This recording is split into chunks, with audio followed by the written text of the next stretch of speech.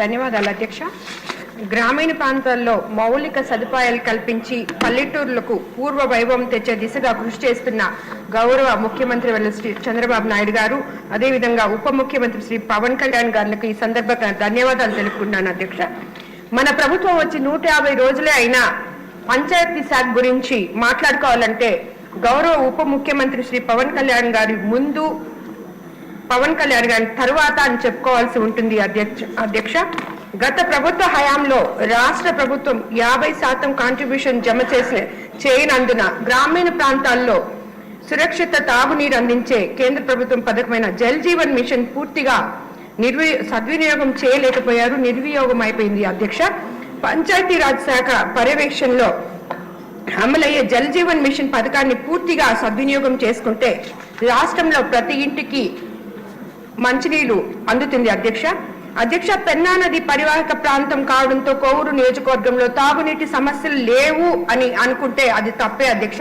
ఎందుకంటే తీర ప్రాంతంలో మత్స్యకారులు ఎంతో మంది ఉన్నారు అధ్యక్ష. అక్కడంతా వాళ్ళకి ఉప్పు నీళ్లు రావడం జరుగుతుంది అధ్యక్ష. అదే కాకుండా లీకేజీలు తాతల నాటి పైపుల వల్ల, వాటర్ ట్యాంక్స్ ఉన్న పైపుల వల్ల లీకేజీల కారణంగా నీటి సరఫరా సవ్యంగా జరగడం లేదు అధ్యక్ష. పైపుల లీకేజ్ కారణంగా కలుషిత జలాలు తాగునీటిలో కలుస్తుండటంతో ప్రజలు క్యాన్ వాటర్ కొని తాగాల్సి వస్తుంది అధ్యక్ష. జల్ జీవన్ పథకం ద్వారా తుప్పు పట్టి ఉన్న వాటర్ పైప్ లైన్స్ రీప్లేస్ చేసే విధంగా తగు చర్యలు తీసుకోవాలని మీ ద్వారా మంత్రి గారికి విన్నవించుకుంటాను అధ్యక్ష. అదేవిధంగా కోవూరు నియోజకవర్గ పరిధిలో కనిగిరి రిజర్వాయర్ సమీపంలో ఒవ్వేరు గ్రామం వద్ద 6 గ్రామాలు తాగునీరు అందించడం కోసం 9 కోట్ల వ్యయంతో నిర్మించిన పైలట్ ప్రాజెక్ట్ వాటర్ స్కీమ్ నిర్మాణం పూర్తి చేసుకున్న వినియోగం తీసుకురాకుండా ఉండడం జాప్యానికి కారణాలు తెలుపగలరని మీ ద్వారా మంత్రివర్గం కోరుకున్నాను అధ్యక్ష. ధన్యవాదాలు అధ్యక్ష. Sir, before that 1 minute sir, నా సూచన ఏంటంటే, నేను గతంలో ముఖ్యమంత్రి చంద్రబాబు గారి టైంలో పంచాయతీరాజ్ మినిస్టర్ చేశాను. అప్పుడు ఏమైందంటే, అప్పుడు ముఖ్యమంత్రి గారు చంద్రబాబు గారు ఒక పిలుపునిచ్చారు సార్, మీరు ఇస్తే ఇంకా బ్రహ్మాండంగా ఉంటుంది.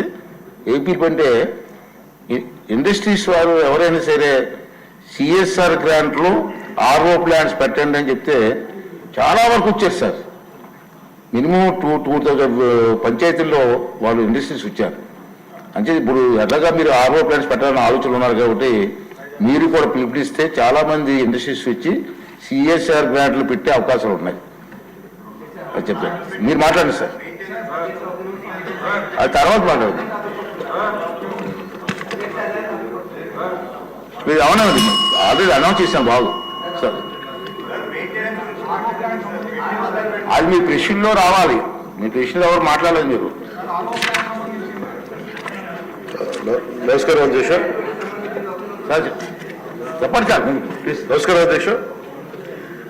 సార్, ఇది సార్ రక్షిత మంచినీరు అనేది ఇది ప్రాథమిక హక్కు అధ్యక్ష.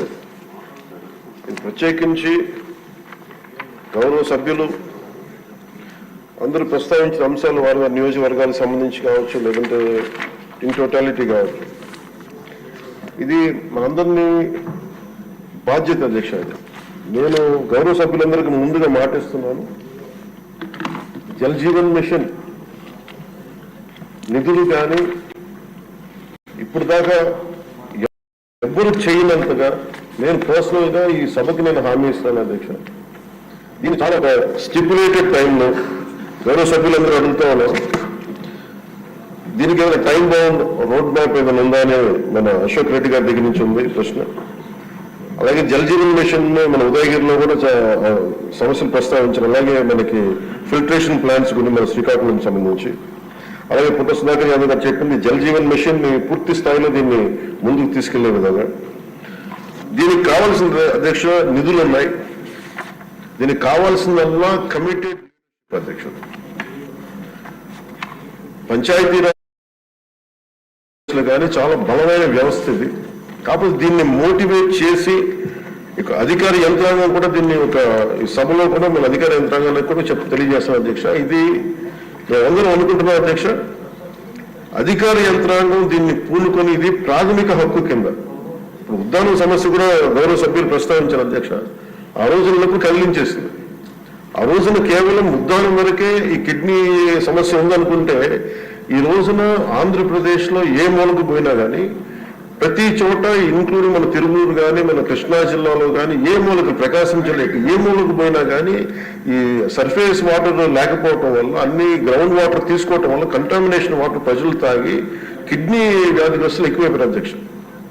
ఇది చాలా చాలా నాకు వ్యక్తిగతంగా కూడా చాలా కదిలి చేసే సమస్య ఇది. అలాగే ఈ రోజున సిఎస్ఆర్ తమరు చెప్పినట్టుగా సిఎస్ఆర్ ఈ ఫండ్స్ చాలా మంది ఇవ్వడానికి సంసిద్ధంగా ఉన్నారు అధ్యక్ష. దీనికి కావాల్సింది మీరు చెప్పినట్టుగా మీరు చెప్పిన విధానం దీన్ని ప్రేరణ ఒక ఇన్స్పిరేషన్ గా తీసుకొని దీన్ని ఒకటి టైం బౌండ్ ప్రోగ్రామ్ గా చేస్తాం అధ్యక్ష. అలాగే దీనికి ఒక ఇన్స్పిరేషన్ ఇచ్చేలాగా ఒక స్టేట్ లెవెల్ ఒక కాల్ నేను వ్యక్తిగతంగా తీసుకుంటాను అధ్యక్ష మీరు చెప్పిన ఈ సూచన. అలాగే అధ్యక్ష వ్యక్తిగతంగా కేంద్ర ప్రభుత్వంలో మనందరికీ సత్సంబంధాలు ఉన్నాయి కాబట్టి ప్రధానమంత్రి గారు కానీ కేంద్ర నాయకత్వం కూడా కోరుకుంటుంది ఏంటి అంటే జల్ జీవన్ మిషన్ ని ఆంధ్రప్రదేశ్ దీన్ని ఒక దేశానికి తలమానికంగా చేసి can become a role model to the entire nation అనేది ప్రధానమంత్రి గారు కూడా కోరుకుంటుంది. ఆయన అంతిమ లక్ష్యం కూడా ఏంటంటే కేవలం 2 గంటలు కాదు రావాల్సింది నీళ్లు, దాదాపు 24 గంటలు రావాలి నీళ్లు అనేది ఆ దిశగా కేంద్ర ప్రభుత్వం ఆలోచిస్తుంది అధ్యక్ష. దీన్ని ప్రత్యేకించి నేను గౌరవ సభ్యులకి నాకు అది ఎగ్జాక్ట్లీ ఒక స్టిపులేటెడ్ టైం నేను వెంటనే మాట్లాడలేకపోతాను అధ్యక్ష. బట్ ఈ ఉదయగిరి సంబంధించి కానీ అలాగే ఆర్ఓ ప్లాంట్స్ అడిగిన కొన్ని ప్రశ్నలు are planned at the level of 10 liters per day, sir. Jal Jeevan Mission aims at supply of clean and sustainable water at 55 liters per capita per day. Jal Jeevan Mission has been extended till March 27, Adhiksha. So time bound program అంటే Jal Jeevan machine ఇది 27 లోపు expire అయిపోయే లోపు మొత్తానికి సాధ్యమైనంత మేరకు ఈ నీటి పూర్తిగా రక్షిత మంచినీరు సరఫరా అయ్యేలాగా, అలాగే ఈ మనకి సంబంధించిన ఈ సేఫ్టీ మనకి ఉన్న రక్షిత మంచినీటి ఏమైతే ఉన్నాయి పథకాలు ఉన్నాయో వాటన్నిటిని సద్వినియోగం చేసుకొని ఇది సభ్యులకు భవిష్యత్తులో సమస్య రాకుండా మటుకు ఉత్పన్నమయ్యేలాగా మేము చర్యలు తీసుకుంటాం అధ్యక్ష. This is my commitment to all the honourable members. ఇది మనస్ఫూర్తిగా ఇది ప్రజలకు మనం ఏమి చేసినా చేయలేకపోయినా కానీ కనీసం ఒక తాగే నీళ్లు ఇవ్వాలనేది చాలా గట్టి సంకల్పంతో ఉన్నాను అధ్యక్ష. 75 సంవత్సరాల తర్వాత గౌరవ మంత్రి అచ్చెన్నాయుడు గారు చెప్తున్నట్టుగా 75 సంవత్సరాలు ఇంకా మనం కొట్టుకున్నామంటే నిజంగా వ్యక్తిగతంగా నేను తలదించుకోవాల్సిన విషయం. మొన్న ఈ మధ్యన కూడా మీరు కొంచెం సమయం తీసుకుని మొన్న ఈ మధ్యన కూడా నేను ఈ కడప వెళ్ళాను అధ్యక్ష.